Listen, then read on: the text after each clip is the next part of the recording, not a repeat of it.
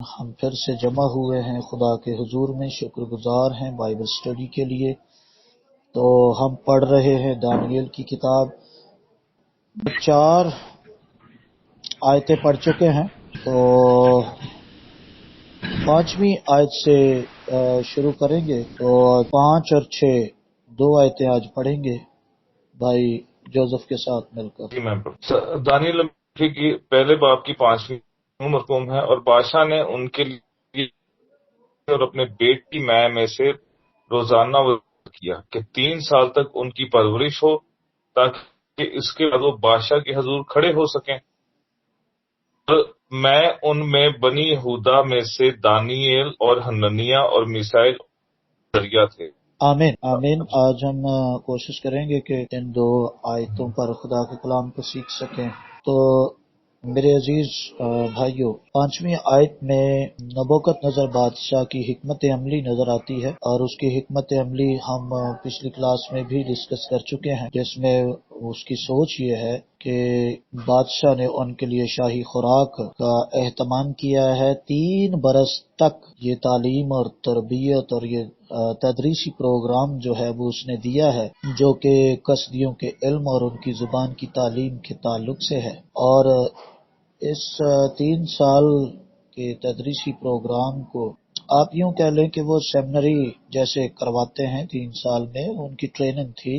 اس میں ان کا تمام نوجوانوں کا برین واش کرنا مقصد تھا کہ وہ خدا کی شریعت کو بھول جائیں، اور خدا کی شریعت کے اندر جتنی پاکیزگی کے تعلق سے ہیں احکامات خداوندی میں، بت پرستی کے تعلق سے احکامات ہیں، ان تمام احکامات کو وہ بھول جائیں، اور وہ پیور جو ہے وہ قصدی بن جائیں، اور بادشاہ کے حضور میں کھڑے ہونے کے قابل بن سکے۔ تو اس میں ہمیں 2 گروہ نظر آتے ہیں۔ ایک گروہ تو کمر بستہ ہو گیا اس بات کے لیے کہ ہم 3 سال تک شاہی خوراک بھی کھائیں گے، اور جو کچھ ہمیں پڑھایا جائے گا وہ ہم پڑھیں گے بھی، تاکہ ہم بادشاہ کے حضور کھڑے ہو سکیں۔ لیکن دوسرا گروہ جو ہے، ان دونوں گروہ میں بہت زیادہ فرق بھی ہے۔ ایک گروہ جو ہے وہ تعداد میں زیادہ ہے، جو نبوکت نظر بادشاہ کے حضور میں کھڑا ہونے کے لیے اپنے آپ کو تیار کرنے کو دے دیتا ہے، اپنے آپ کو دے دیتے ہیں۔ لیکن جو دوسرا گروہ ہے اس میں صرف 4 لوگ ہیں، جن کے نام کتاب مقدس میں یہاں لکھے ہوئے ہیں: دانیل، حنانیہ اور میشائیل اور عزریہ۔ جی، تو دانیل کا جو مطلب ہے وہ ہے خدا میرا انصاف ہے۔ دانیل کا مطلب کیا ہے؟ خدا میرا انصاف ہے۔ حنانیہ کا مطلب ہے خدا رحیم ہے۔ میشائیل کا مطلب ہے کون چیلنج لے گا، اور عزریہ کا مطلب ہے خدا مددگار ہے۔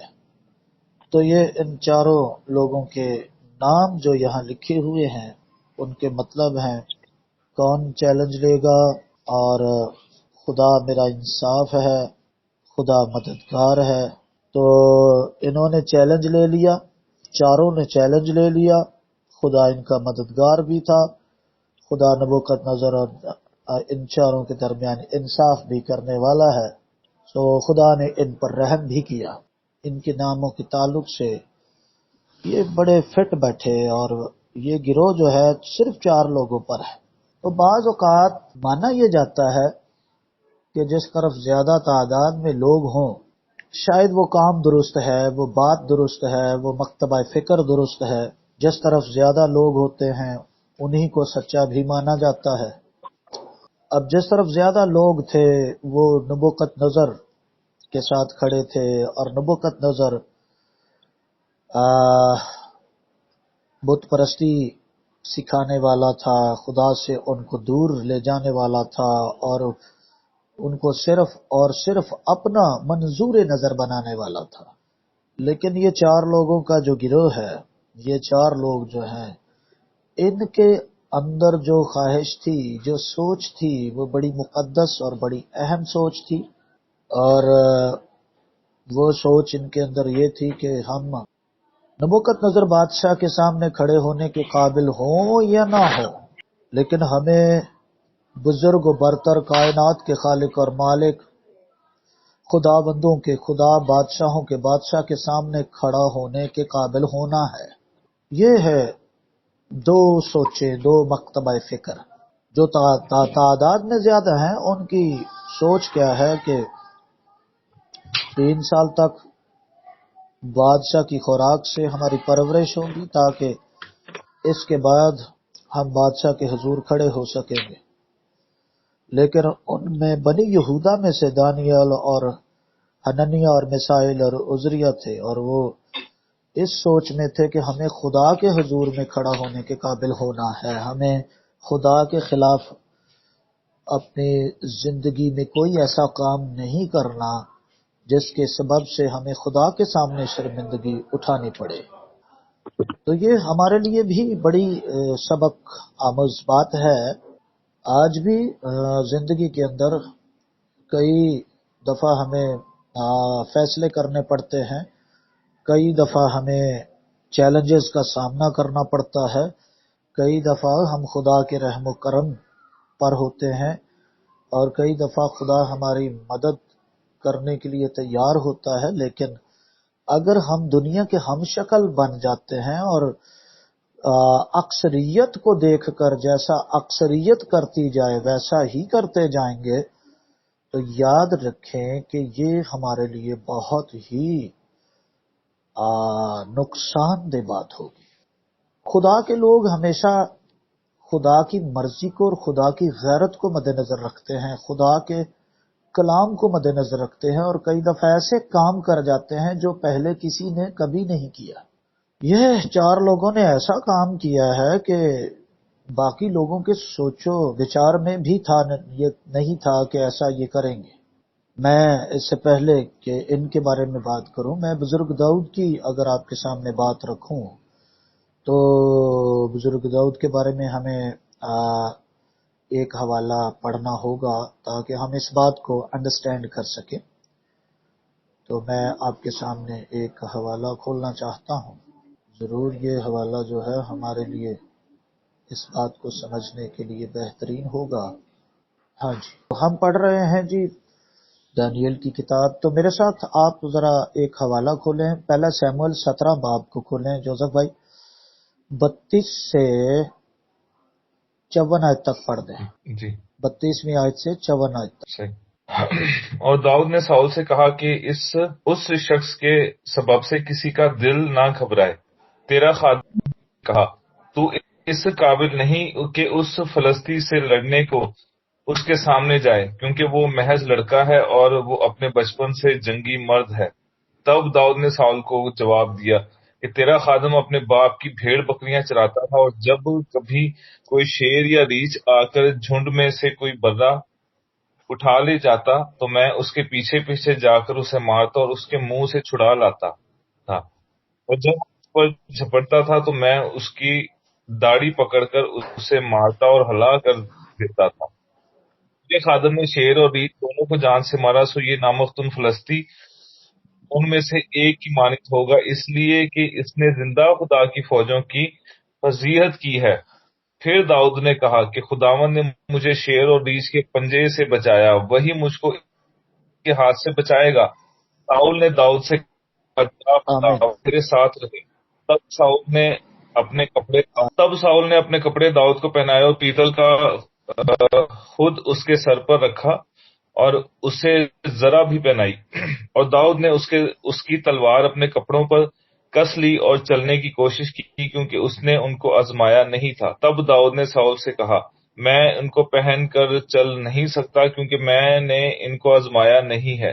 سو داؤد نے ان سب کو اتار دیا، اور اس نے اپنی لاٹھی اپنے ہاتھ میں لی اور اس نالا سے چن کے پتھر اپنے واسطے چن کر ان کو چرواہے کے تھیلے اس کے پاس تھا یعنی جھولے میں ڈال دیا، اور اس کا فلاخن اس کے ہاتھ میں تھا، اور پھر اس فلسطی کے نزدیک چلا، اور وہ فلسطی بڑھا اور داؤد کے نزدیک آیا اور اس کے آگے سپر بردار، اور جب اس فلسطی نے ادھر ادھر تو داؤد کو دیکھا تو اسے ناچیز جانا، کیونکہ وہ محض لڑکا تھا اور نازک چہرہ کا تھا۔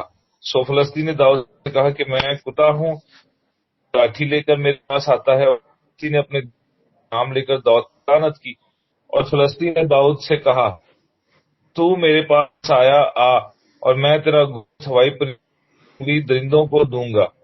اور داؤد نے اس فلسطی سے کہا کہ تو تلوار بھالا اور برچھی لیے آتا ہے، پر میں رب الافواج کے نام سے جو اس کا خدا ہے جس کی تو نے فضیلت کی ہے آج کے دن خداوند کو میرے ہاتھ کرے گا، آج ہی کے دن کرے گا، اور میں تجھ کو مار کر تیرا سر کے دن فلسطینیوں کے لشکر کی لاشیں ہوائی پرندوں اور زمین کو دوں گا، تاکہ دنیا جانے کہ اسرائیل میں ایک خدا ہے۔ اور یہ ساری جماعت جان لے کہ خداوند تلوار اور بھالے کے ذریعے سے نہیں بچاتا، بل اس لیے کہ جنگ تو خداوند کی ہے، اور وہی ہم تم کو ہمارے ہاتھ میں کر دے گا۔ ایسا ہوا کہ جب وہ فلسطی اٹھا اور بڑھ کر داؤد کے مقابلے کے لیے نزدیک آیا تو داؤد نے جلدی کی اور لشکر کی طرف اس فلسطی کا مقابلہ کرنے کو دوڑا، اور داؤد نے اپنے تھیلے میں اپنا ہاتھ ڈالا اور اس میں ایک پتھر فلاخن میں رکھا اور اس فلسطی کے ماتھے پر مارا، اور وہ پتھر اس کے ماتھے کے اندر گھس گیا اور وہ زمین کے بل گر پڑا، اور سو داؤد اس فلاخن اور ایک پتھر سے اس فلسطی پر غالب آیا اور اس فلسطی کو مارا اور قتل کیا، اور داؤد کے ہاتھ میں تلوار نہ تھی۔ اور داؤد دوڑ کر اس فلسطی کے اوپر کھڑا ہو گیا اور اس کی تلوار پکڑ کر میان سے کھینچی اور اسے قتل کیا، اسی کا سر کاٹ ڈالا، اور فلسطینیوں نے جو دیکھا کہ ان کا پہلوان مارا گیا ہے تو وہ بھاگے۔ اسرائیل اور یہودا کے لوگ اٹھے اور للکارا کے فلسطینیوں کو گٹی اور اکرون تک گرتے گئے۔ تب بنی اسرائیل فلسطینیوں کے تعقب سے الٹے پھرے اور ان کے خیموں کو لوٹا، اور داؤد اس فلسطی کا سر لے کر یروشلم میں لایا اور اس کے ہتھیاروں کو اس نے اپنے ڈیرے میں آمین۔ رکھ دیا۔ تو آمین۔ یہ ساری طویل تلاوت یہاں پڑھنے کا مقصد یہ ہے کہ کئی دفعہ خدا کے لوگ ایسا فیصلہ کرتے ہیں جو پہلے کبھی کسی نے نہیں کیا ہوتا۔ دیکھیں، اگر ہم دنیا کے ہم شکل بن کر ہی چلیں گے تو کبھی بھی خدا کی قدرت کو اپنی زندگی میں نہیں دیکھ سکے۔ یہاں دانیل، شدرک، میشک، عبدنجو جیسے لوگوں نے جو فیصلہ لیا ہے، یہ وہ فیصلہ ہے جو پہلے کبھی کسی نے نہیں لیا، اور اسی طرح سے بزرگ داؤد نے جو فیصلہ لیا وہ فیصلہ بھی پہلے کسی نے نہیں لیا تھا۔ اور بزرگ داؤد باقی لوگوں کا ہم شکل نہیں بنا، اس نے تعداد کو نہیں دیکھا، اس نے دیکھا کہ سب لوگوں کے دل گھبرا رہے ہیں اور ذاتی جولیت کے سبب سے۔ تو سب سے پہلی بات اس نے یہ کہی کہ اس نامختون کے سبب سے تمہارا دل نہ گھبرائے۔ سو دکھنے میں، سوچنے میں انسانی عقل سے بالا تر کئی ایسے کام ہوتے ہیں جو خدا اپنے لوگوں سے کروانا چاہتا ہے، اور ہمیشہ خدا استعمال انہی کو کرتا ہے جو تعداد کا دھیان نہ رکھتے ہوں، تعداد کا لحاظ نہ رکھتے ہوں، صرف اور صرف خدا کی غیرت اور خدا کے قوانین اور احکامات کا پاس رکھتے ہوں، لحاظ رکھتے ہوں، خدا کے کلام کا لحاظ رکھنے والے ہوں۔ اس لیے بزرگ داؤد کی جو سوچ ہے، یہ سوچ اس وقت اسرائیل کے اندر اور کسی کی نہیں تھی۔ سب کی سوچ یہی تھی کہ ذاتی جولیت جو ہے یہ بڑا جبار اور سورما ہے، اس کا مقابلہ کون کرے۔ لیکن بزرگ داؤد کی سوچ تھی کہ میں اس کو شیر اور ریچھ کی طرح مار دوں گا، یہ ان میں سے ایک ہے۔ اور یہ ساری باتیں لوگوں کی نظر میں مذاق سا لگ رہی تھی اس وقت، لیکن آپ نے پڑھا، آپ نے سنا کہ بزرگ داؤد ایک پتھر سے ذاتی جولیت پر غالب آیا، اس کے ہاتھ میں تلوار نہ تھی۔ تو اسی طرح کا فیصلہ یہاں شدرک، میشک، عبدنجو، دانیل نے لیا، جو کہ باقی لوگوں سے مختلف تھا، باقی لوگوں سے الگ تھلگ تھا۔ جب آپ خدا کے ساتھ کھڑے ہوتے ہیں تو یاد رکھیں، تعداد اکثر اوقات تعداد کے منظور نظر نہیں ہوتے۔ آپ دنیا سے ہٹ کر کٹ کر رہ جاتے ہیں. آپ دنیا میں اکثر یہی بات سننے کو آپ کو ملتی ہے کہ آپ یہ کوئی نیا کام کر رہے ہیں جو پہلے نہیں ہوا ہے، آپ کیوں کر رہے ہیں؟ لیکن یہی اصل میں قانون قدرت ہے. خدا کا قانون، خدا طریقہ یہی ہے کہ جہاں انسانوں کی عقل دنگ رہ جائے، ختم ہو جائے، وہاں سے خدا کام شروع کرتا ہے. تو ان چاروں نوجوانوں نے فیصلہ لیا کہ ہمیں خدا کے حضور میں کھڑے ہونا ہے، ہمیں بادشاہ کے حضور کھڑے ہونے کی ضرورت نہیں ہے. ہمیں وہ نوکری ملتی ہے تو ملے، نہ ملے تو نہ صحیح، لیکن ہم ان خوراک کی ان تمام کھانوں کی جو ہے وہ پرواہ نہیں کریں گے، ہم یہ کھانے نہیں کھائیں گے. سو 7ویں آیت میں خواجہ سراؤں کے سردار نے ان کے نام رکھے. اس نے دانیل کو بیلت شجر اور حنانیہ کو صدرک اور میسائل کو میسک اور عزریہ کو عبدنجو کہا. لیکن دانیل نے اپنے دل میں ارادہ کیا کہ اپنے آپ کو شاہی خوراک سے اور اس کی مے سے جو وہ پیتا تھا ناپاک نہ کرے. اس لیے اس نے خواجہ سراؤں کے سردار سے درخواست کی کہ وہ اپنے آپ کو ناپاک کرنے سے معذور رکھا جائے. تو یاد رکھیں، جب دل میں پختہ اور مصمم ارادہ آپ کوئی کر لیتے ہیں تو اس کے بعد خدا مدد کرتا ہے. اب دانیل، شدرک، میشک اور عبدنجو ایک تو اپنی نوکری کو داؤ پر لگا رہے ہیں، دوسرا اپنی جان کو بھی خطرے میں ڈال رہے ہیں، جس طرح سے بزرگ داؤد نے اپنی جان بھی خطرے میں ڈال دی. وہ بھی ابھی جوان ہی تھا اور یہ بھی چاروں ابھی جوان ہی ہیں. اس لیے زبور نمبر 119 کی آیت نمبر 9 میں لکھا ہوا ہے کہ مبارک ہیں وہ جو اپنی جوانی کے دنوں میں خدا کو یاد رکھتے ہیں. خدا کو یاد رکھنے سے مراد ہے خدا کے حکموں کو یاد رکھتے ہیں، خدا کے کلام کو یاد رکھتے ہیں، خدا کے قوانین کو یاد رکھتے ہیں. انہوں نے انتظار نہیں کیا کہ ابھی بڑی عمر پڑی ہوئی ہے، دیکھا جائے گا، ابھی موقع مل رہا ہے کھانے پینے کا تو دیکھا جائے گا، کھا پی تو لیں. یا بزرگ داؤد کو کیا پڑا ہوا تھا کہ جناب وہ آرمی، اتنی بڑی آرمی موجود ہے، ساؤل بادشاہ موجود ہے، آرمی موجود ہے، لیکن جیسے ہی اس نے جاتی جولیت کو وہ گستاخیاں کرتے ہوئے سنا تو اس سے غصہ آیا. خدا کی غیرت اس کے دل میں تھی تو اس نے کہا کہ یہ نامختون ہوتا کون ہے جو زندہ خدا کی فوجوں کی فضیت کر رہا ہے، میں ابھی اس کا سر تن سے جدا کر دوں گا. تو یہ دونوں کام دنیا کے ہم شکل یا دنیا کی تقلید کرتے ہوئے نہیں ہوئے. آپ جب بھی کوئی خدا کا کام کرتے ہیں، خدا کے لیے خدمت کرتے ہیں، تو مصیبتیں، آزمائشیں، چیلنجز آپ کے سامنے ہمیشہ کھڑے رہیں گے، یاد رکھیں. آپ کو روکنے کی کوشش کریں گے، یاد رکھیں. آسانی سے خدا کبھی بھی اپنے لوگوں کو آسانیاں نہیں دیتا، بلکہ وہ راستے دیتا ہے جہاں مشکلاتیں ہوں، جہاں ان کی ٹریننگ ہو. اور خدا کی قدرت ہمیشہ آزمائشوں میں اور مشکلاتوں میں ہی نظر آتی ہے. اب جو قدرت بزرگ دانیل اور ان کے 3 ساتھیوں نے دیکھی، باقیوں نے نہیں دیکھی. جو قدرت خدا نے ان کو دی، جو فضیلت خدا نے ان کو دی، جو سرفرازی خدا نے ان کو دی، باقیوں کو نہیں دی.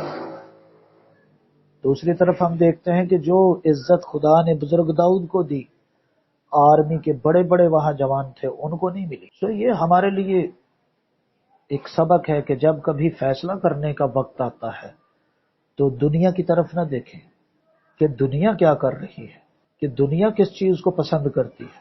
ہمیشہ خدا کے کلام کو دیکھیں، خدا کو دیکھیں، یہ خدا کیا پسند کرتا ہے. خدا کی عزت میں ہمیں کھڑے ہونا ہے، خدا کی غیرت میں ہمیں کھڑے ہونا ہے. تو پھر خدا بھی اپنے لوگوں کا مان رکھتا ہے، عزت رکھتا ہے اور ان کو برکت دیتا ہے، ان کو فضیلت دیتا ہے. اب یہاں بزرگ دانیال نے مصمم ارادہ کر لیا ہے، اپنے دل میں ارادہ کیا کہ اپنے آپ کو شاہی خوراک سے اور اس کی مے سے جو وہ پیتا تھا ناپاک نہ کرے۔ اس لیے اس نے خواجہ سراؤں کے سردار سے درخواست کی کہ وہ اپنے آپ کو ناپاک کرنے سے معذور رکھے، اور خدا نے دانیال کو خواجہ سراؤں کے سردار کی نظر میں مقبول و محبوب ٹھہرایا۔ آیت نمبر 9 میں ہمیں یہ نظر آیا کہ یہ خدا نے کیا ہے، دانیال کی اپنی کوئی خوبی نہیں تھی۔ جب ہم خدا کے ساتھ کھڑے ہو جاتے ہیں، خدا کے کلام کے ساتھ کھڑے ہو جاتے ہیں، بے شک زیادہ تر لوگ آپ سے نفرت کریں گے، لیکن یاد رکھیں کہ آپ کے وہم و گمان میں بھی نہ ہوگا جہاں آپ کو مقبولیت حاصل ہوگی، محبوبیت حاصل ہوگی، کہ آپ کو شاید پتہ نہیں کہ آپ کہاں کہاں منظور نظر بن جائیں گے، کیونکہ جب خدا کرتا ہے تو وہ اس کے دشمنوں کو بھی دوست بنا دیتا ہے۔ جب ہم خدا کے منظور نظر بن جاتے ہیں، جب ہماری روشیں، ہمارا چال چلن، ہمارا کردار، ہمارا گفتار، ہمارے اعمال اور ہمارا قول و فعل دونوں خدا کے حضور میں پسند آ جاتے ہیں، تو وہ ہمارے مخالفوں کو بھی ہمارے دوست بنا دیتا ہے۔ ایک حوالہ دیکھیں گے، امثال کی کتاب، اس کا 16واں باب، آیت نمبر 7 کو پڑھیں گے جوزف بھائی۔ امثال 16 باب اس کی 7ویں آیت میں کچھ یوں مرقوم ہے، جب انسان کو وشے پسند آتی ہیں تو وہ اس کے دشمنوں کو بھی ہاں جی، تو دوست یہ بناتا ہے۔ لکھا ہے کہ جب خدا کو انسان کی روشیں پسند آ جائیں تو وہ اس کے دشمنوں کو بھی اس کو دوست بنا دیتا ہے۔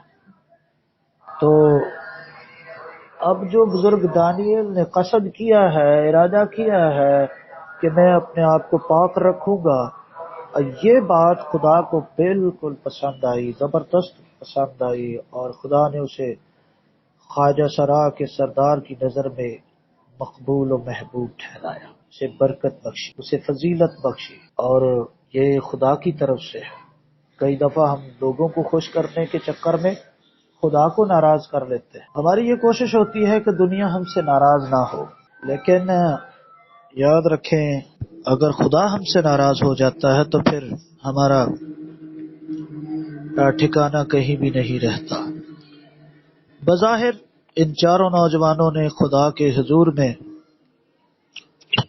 اپنے آپ کو پیش کیا ہے، بظاہر وہ اس ساری فوج میں، اس ساری 3 سال کی ٹریننگ میں شامل ہیں، لیکن انہوں نے اپنی پاکیزگی کا بھی دھیان رکھا اور خدا کے قوانین کا بھی دھیان رکھا، اور یہ چاروں اپنی پوری قوم کے لیے برکت اور سرفرازی کا سبب بنے۔ تو خواجہ سراؤں کا سردار جو ہے وہ مان گیا کہ ٹھیک ہے، میں بالکل تمہاری خوراک کو جو ہے وہ بند کر دیتا ہوں، لیکن 10 دن پہلے تمہاری ٹریننگ ہوگی، 10 دن تمہارا امتحان ہوگا، تاکہ میں دیکھ سکوں کہ کیا یہ خوراک کا بند کرنا تمہاری صحت کے لیے درست ہوگا یا یہ مضر صحت ہوگا۔ تو زبور نمبر 106 کی آیت نمبر 46 کو بھی جوزف بھائی پڑھ دے ذرا، 46ویں آیت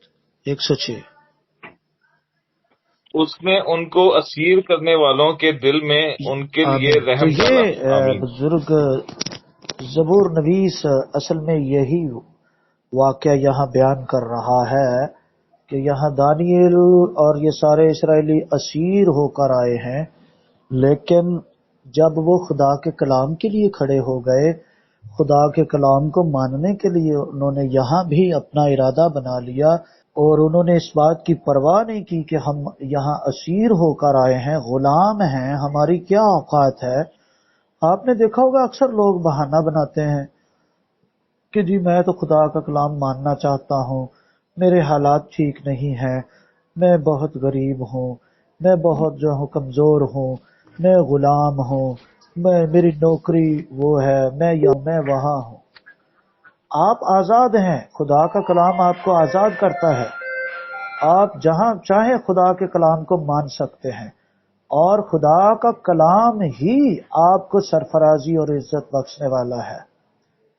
جب ان چاروں نوجوانوں نے اسیری کی حالت میں، غلامی کی حالت میں بھی نبوکت نظر بادشاہ کا روب اور دبدبا نہ دیکھا، بلکہ خدا قادر مطلق کو دیکھا اور اس کی عظمت کو دیکھا، اس کی پاکیزگی کو دیکھا، اور اس کے لیے اپنے آپ کو مخصوص کر دیا کہ ہم شاہی خوراک نہیں کھائیں گے اور یہ میم نہیں پئیں گے، ہم اپنے آپ کو پاک رکھیں گے۔ اور خدا نے دانیل کو خواجہ سراؤں کے سردار کی نظر میں مقبول و محبوب ٹھہرایا، یعنی خدا نے خواجہ سرا کے دل میں رحم ڈال دیا ان کے لیے۔ وہ جو زبور نمبر 106 کی آیت نمبر 46 ہم نے پڑھی ہے، اس کے مطابق خدا نے اسیروں کے لیے خواجہ سرا کے دل میں رحم ڈال دیا۔ چنانچہ خواجہ سراؤں کے سردار نے دانیل سے کہا کہ میں اپنے خداوند بادشاہ سے، جس نے تمہارا کھانا پینا مقرر کیا ہے، ڈرتا ہوں۔ تمہارے چہرے اس کی نظر میں تمہارے ہم عمروں کے چہروں سے کیوں زبون ہوں، اور یوں تم میرے سر کو بادشاہ کے حضور خطرہ میں ڈالو گے۔ تو یہ بہت بڑا خطرہ تھا، ایسا نہیں ہے کہ بڑا آسان کام تھا جی یہ، کہ کوئی مسئلہ نہیں، کھانا ہے کھاؤ، نہیں کھانا تو نہ کھاؤ۔ نہیں، یہ بڑی خطرناک بات تھی۔ اگر کوئی کمزور نکلا، اگر کوئی کسی کا چہرہ زبون جو ہے مطلب مرجھایا ہوا ہے، تو اس کی باز پرس جو ہے وہ سردار سے کی جائے گی، اور اس کی سزا جو ہے وہ موت ہے۔ تو خواجہ سراؤں کا جو سردار ہے وہ اپنا عذر پیش کرتا ہے، وہ اپنی بات کرتا ہے کہ جی میں تو خطرے میں پڑا ہوا ہوں، اور میں آپ لوگوں کی خوراک کو بالکل تو بند نہیں کر سکتا، البتہ میں 10 دن تک ٹرائی کروں گا۔ اگر تم لوگوں کے چہرے باقی لوگوں کے چہروں سے زیادہ مرجھائے ہوئے ہوں، یا ان کے مد مقابل آپ لوگوں کی صحت کمزور ہوئی، تو بھائی پھر میں یہ خوراک دینے کے لیے آپ کو مجبور ہوں، کیونکہ میں مرنا نہیں چاہتا اور میں بادشاہ سے ڈرتا ہوں۔ بادشاہ کا حکم جو ہے وہ تاکیدی حکم ہے، اور اگر بادشاہ کا حکم نہ مانا جائے تو اس کی سزا موت ہوتی ہے۔